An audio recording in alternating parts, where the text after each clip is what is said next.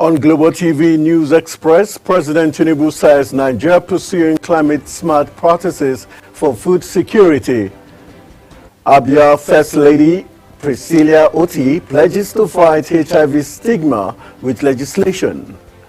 In business, Customs says IT collected 6.1 trillion naira revenue in 2024, targets 8 trillion naira in 2025. On the foreign scene, South Korean impeached president arrested after investigators scale walls. And in sports, Lakers and Clippers back in NBA action amid wildfires. Hello and welcome to all our viewers in Nigeria and around the world to News Express on Global Television, coming to you live from the nation's capital, Abuja. I am Anthony Momodu. A quick reminder that Global Television is on DSTV channel 365 and free to air on Iconsat. President Bola Tinubu reaffirmed his administration's commitment to implementing climate-smart agricultural practices to bolster food security and reduce environmental impacts. He said such initiatives stem Nigeria's recognition of its responsibility to lead a just energy transition and sustainable development in Africa. Tinubu said this during his address at the ongoing Abu Dhabi Sustainability Week held in the capital city of the United Arab Emirates. The Speaker of the House of Representatives, Tajuddin Abbas, has identified the 2025 Appropriation Bill and the Tax Reform Bills as key legislative priorities for the National Assembly this year. Abbas, who spoke in a welcome address delivered by the Deputy Speaker Benjamin Kalu following lawmakers' resumption from the Christmas and New Year break, emphasized the importance of these reforms to Nigeria's economic recovery and fiscal stability. The lawmaker says these reforms are essential for broadening the tax base, improving compliance, and reducing dependency on external borrowing. The wife of Abia State Governor Priscilla Oti has reaffirmed her commitment to leading the fight against the stigmatization and discrimination of people living with HIV and AIDS in the state. Mrs. Oti made this pledge during a meeting with members of the network of people living with HIV/AIDS in Nigeria and the key population group at her residence in Ovosi Isiala, Ngwa South local government area. She emphasized her administration's resolve to improve the lives of people living with HIV and AIDS through advocacy, empowerment, and providing a supportive environment free from stigma. The Independent Corrupt Practices and Other Related Offences Commission has arraigned the Director of Administration and Supplies at the National Boundary Commission, Aishatu Abdullahi, and the Assistant Chief Accountant, Gaji Raila, over allegations of forgery and abuse of office. The DOE was arraigned before Justice Yusuf Halilu of the Federal Capital Territory High Court in Maitama, Abuja. In a 5-count charge, ICPC accused the defendants of conspiring to allow the first defendant, Gaji Raila, to participate in the senior promotion exercise and secure her confirmation to the rank of Chief Accountant at the National Boundary Commission, while simultaneously being employed by Galaxy Backbone Limited. The Academic Staff Union of Universities, ASU, has expressed concern about the recent move by the federal government to abolish the Tertiary Education Trust Fund (TET Fund) through its unpopular tax reform bills. It was reported that the lecturers said the tax reform bill is a clandestine move by the federal government to inadvertently abolish TET Fund and supplant it with the newly established Nigerian Education Loan Fund (NEL Fund). Zonal Coordinator, ASU Kano Zone, Comrade Abdulkadir Muhammad, outlined the position of the union on Wednesday at a news conference held at Bayero University. The Economic and Financial Crimes Commission has denied claims that a suspect under investigation for an alleged 6 billion naira fraud, Jonathan Okubo, was a witness in the ongoing Edo State Election Tribunal. According to the commission, the governorship candidate of the People's Democratic Party, Asu Ighodalo, had claimed that the suspect was one of his witnesses in the tribunal. In a statement by the EFCC head of media and publicity, Dele Oyewole, stated that Okumbo is the prime suspect in a case of alleged misappropriation of funds involving all 18 local government areas of Edo State.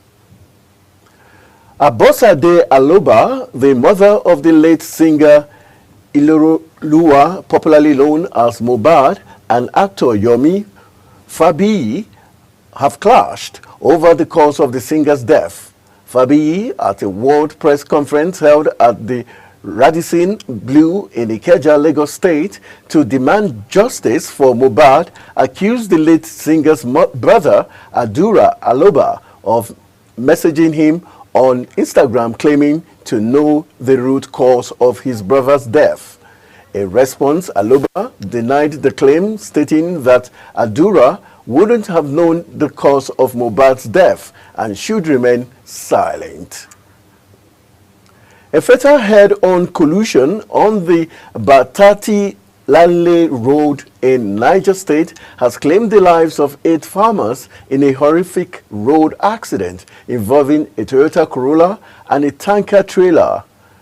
The tragedy occurred at about 8 p.m. on Monday as the Toyota Corolla, reportedly speeding, attempted to overtake another vehicle but collided with an oncoming tanker heading to Lagos to load fuel.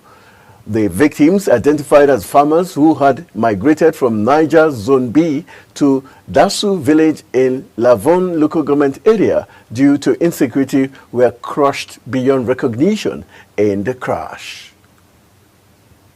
You're watching the live broadcast of News Express on Global Television, coming to you live from the nation's capital, Abuja. When News Express returns, National Communications Commission orders telecos to disconnect 9 banks January 27th. We shall bring you those details as well as that of foreign and sports stories right after the break. Please stay with us.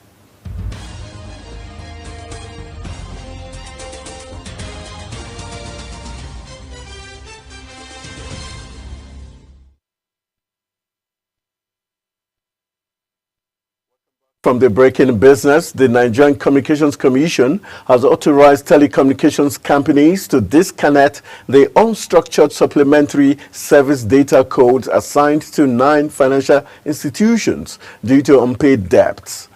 This directive was made in a public notice signed by the NCC's Director of Public Affairs, Ruben Moka. The telecom regulator said affected banks must settle their outstanding obligations by January 27, 2025, or risk losing access to their USSD codes.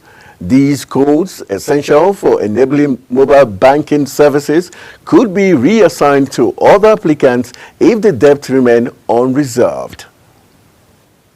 Britain's annual inflation rate unexpectedly fell to 2.5% last month, official data showed, easing some pressure on the Labour government faced with economic unrest.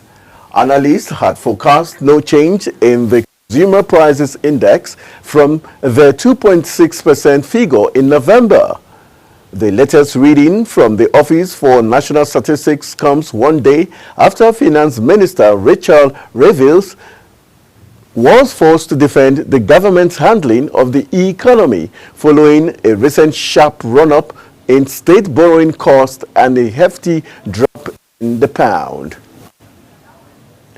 The Secretary General of the Organization of the Petroleum Exporting Countries, OPEC, Hatem Al-Ghaz, has called for a reevaluation of the concept of energy transition, warning that the journey towards transformation in the energy sector could pose major challenges to energy security, availability, and emissions reduction efforts. In an article published by OPEC, AI Ghazi argued that recent years have highlighted the risk of ambitious and unrealistic net zero agendas. It has led to populations pushing back on these proposals as they comprehend the implications of them on their energy supply and in their pockets. Al-Ghazi underscored OPEC's view of renewable energy as a cornerstone of the future energy mix, highlighting significant investment by member countries to enhance their renewable energy capacities.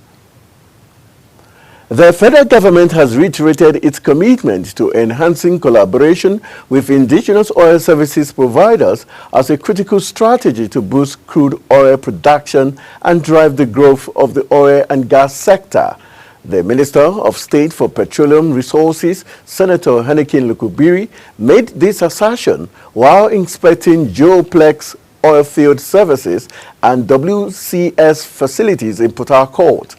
The Special Assistant on Media and Communications to the Minister, Nnemeka Okafor, disclosed this in a statement while speaking at the event. The statement noted that Lukubiri emphasized the importance of supporting indigenous service providers to achieve the nation's production targets. The Comptroller General of the Nigerian Customs Service, Adewale Adeniyi, has disclosed that the service collected 6.1 trillion naira in revenue in 2024. Adeniyi made the disclosure in Abuja during a press briefing on its 2024 performance. According to the CG, the figure represents an increase of 2.9 trillion naira or 90.4% compared to 3.2 trillion naira recorded in 2023. On the foreign scene, Hamas have approved a draft deal for a ceasefire in Gaza, with Israel's cabinet debating the conditions. Officials suggest a truce, if agreed, would put an end to over a year of war in Gaza Strip. Israel's cabinet should approve a ceasefire deal despite opposition from senior ministers, according to the latest statement from Israeli officials. Hamas and Israel are approving the final details of a ceasefire deal, a Qatari foreign ministry spokesperson said in what appeared to be the most promising push to end hostilities between the pair in months. Yoon Suk-yeol has become South Korea's first sitting president to be arrested after investigators scaled barricades and cut through barbed wire to take him into custody. Yoon, 64, is being investigated on charges of insurrection for a failed martial law order on 3rd December that plunged the country into turmoil. He has also been impeached by Parliament and suspended, but will only be removed from office if the Constitutional Court upholds the impeachment. Yoon's dramatic arrest, however, brings to an end a weeks-long standoff between investigators and his presidential security team. Winds that have found wildfires in U.S. city of Los Angeles are again expected to kick up in early hours of Wednesday after 25th death from the huge week-long outbreak was confirmed. Forecasters have again identified an area of extreme fire danger, emphasizing the risk level in a region to the northwest of the city center. The anticipated increase in wind speeds threatens to further fan the remaining 4 blaze, which firefighters have made further progress in tackling during a few days of calmer conditions. And still in the news, retired actress Delcy Curry, known for her roles in films such as The Blues Brothers and Lady Sings the Blues, among others, has died in an ongoing Los Angeles wildfire. Reports say the actress died at the age of 95, with authorities confirming that Curry's remains were found at her burned-down property at Dardenne, California. According to her great-granddaughter, Delcy Kelly, Curry was last seen on the evening of January 7th when Kelly dropped her off at home. And running into the exciting world of sport, in partnership with the Defense Headquarters, the Nigerian Golf Federation organized a special golf tournament in Abuja to commemorate Armed Forces Remembrance Day, held annually to honor Nigerian Armed Forces veterans, including those of World War I, World War II, and the Civil War. This year's AFRD featured no fewer than 200 golfers at the Goodluck Ebele Jonathan Golf Club. The Chief of Defense Staff, General Christopher Musa, represented by the Chief of Defense Intelligence, Major General EAP Odiandeye, performed the ceremony tee-off. Musa emphasized the event's significance, describing it as a celebration of retired and fallen heroes. Los Angeles Lakers and Los Angeles Clippers players said they found it tough as they returned to NBA action with wildfires in the city ongoing. 2 Lakers games and 1 Clippers match were postponed, but Monday's contest went ahead and both teams dedicated the night to the community and emergency services. The Lakers lost 126-102 to the San Antonio Spurs, while the Clippers beat the Miami Heat 109-98. At least 24 people have died in the fires and 23 others are missing. More than 90,000 people remain under evacuation orders, while Lakers coach J.J. Redick is among those who lost their house in Palisades. And to wrap up the news, the major headlines. President Bola Tinubu reaffirmed his administration's commitment to implementing climate-smart agricultural practices to bolster food security and reduce environmental impacts. The wife of Abia State Governor Priscilla Oti has reaffirmed her commitment to leading the fight against the stigmatization and discrimination of people living with HIV and AIDS in the state. In business, the Comptroller General of the Nigerian Customs Service, Adewale Adeniyi, has disclosed that the service collected 6.1 trillion naira in revenue in 2024. On the foreign scene, Yoon Suk Yeol has become South Korea's first sitting president to be arrested after investigators scaled barricades and cut through barbed wire to take him into custody. And in sport, Los Angeles Lakers and Los Angeles Clippers players say they found it tough as they returned to NBA action with wildfires in the city ongoing. That's it on Global Television News Express. A quick reminder that Global Television is on DSTV channel 365 and on Star Times channel 276 and free to air on Nikon Sat. Kindly follow us across all social media platforms now showing on your screen using @Global TV NJ. I am Anthony Momodu. Thank you for watching.